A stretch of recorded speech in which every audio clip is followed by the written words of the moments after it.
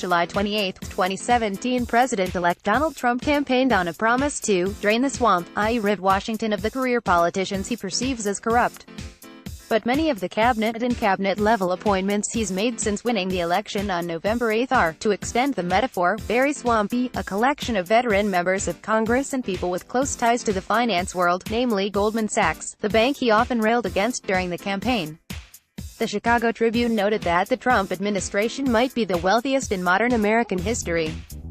But it's not just millionaires and billionaires in his cabinet. Trump has, perhaps most notoriously, made an appointment with ties to the white supremacist, alt-right movement to serve in positions that don't require confirmation from the Senate. Trump's appointment process has also been infused with drama. Secretary of State, the marquee cabinet position that represents the United States around the world, was hotly contested, with multiple people vying openly for the spot: Rudy Giuliani, Mitt Romney, and David Petraeus among them.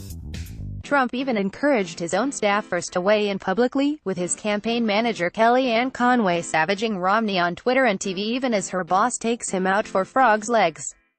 And on February 13, Trump's national security advisor and one of the president's staunchest supporters, Michael Flynn, resigned amid reports that he communicated with the Russian ambassador before Trump's inauguration about sanctions placed on the country. 2 days later, Trump's pick for Labor Secretary, Andrew Puzder, withdrew his nomination amid a barrage of criticism. Here, updated in real time, are all of President-elect Trump's revolving door of appointments, with handy breakdowns below. Designed by Mia Fidel Reince Priebus, Chief of Staff, update, 7/28, replaced by John F. Kelly, see below. Getty Images background, Priebus, 44, is the current chairman of the Republican National Committee. During the general election, Priebus stood by Trump even as other Republicans withdrew their support or openly criticized the candidate. Priebus has never held an elected office. He ran once and lost, having previously served as chairman of the Wisconsin Republican Party. Why he's controversial? He's not really, especially when compared with the man Trump hired to serve alongside him, Steve Bannon, see below. But Priebus does lack government experience. While he's certainly cozy with Republican members of Congress, he doesn't necessarily know how to run a government, which, considering Trump's own lack of experience at this level, could be problematic. General John F.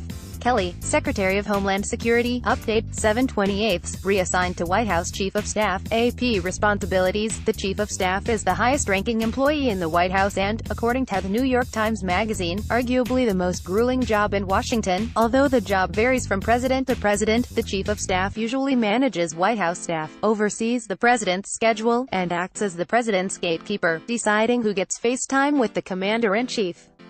This position does not require Senate approval. Background: Kelly, 66, spent 40 years in the military, rising to general in the U.S. Marine Corps. He served 3 tours in Iraq, where he led troops into intense battle, according to the New York Times.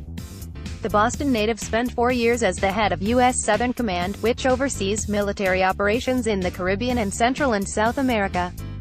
He retired in February 2016. Kelly also has the unfortunate distinction of being the highest-ranking military official to lose a son or daughter to combat. His son, 2nd Lieutenant Robert Kelly, died in Afghanistan in 2010 while leading a platoon of troops. Although he rarely discusses the death of his son publicly, Kelly alluded to his loss during a 2013 speech at a memorial for Marines and sailors killed in Afghanistan. "From the bottom of my own broken heart, I'm sorry," he said. Why he's controversial? The choice of Kelly continues Trump's pattern of surrounding himself with generals, which, according to the Washington Post, has some critics concerned that the president-elect is relying too much on former military brass. Kelly has also drawn criticism for his remarks about allowing women into combat roles. Doing so, he said, might force the military to lower its standards. There will be great pressure, whether it's 12 months from now, 4 years from now, because the question will be asked whether we've let women into these other roles. Why aren't they staying in those other roles? He told reporters in January 2016, a month before he retired from the military.